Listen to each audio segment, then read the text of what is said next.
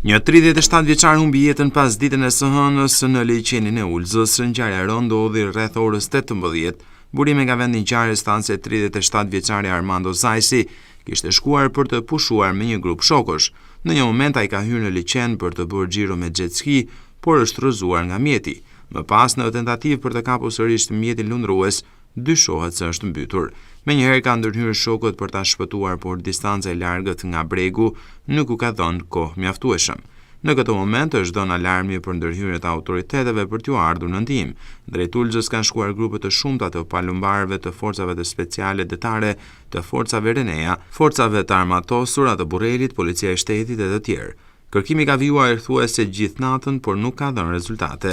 Grupet e kërkim shpëtimit kanë nisur punën që në orët e para të mëngjesit të së martës për të gjetur trupin e pajetë të 37 vjeçarit Armando Zajsi, i cili dyshohet se u mbyt aksidentalisht teksa po lundronte me mjetin jet ski në liçenin e Ulzës.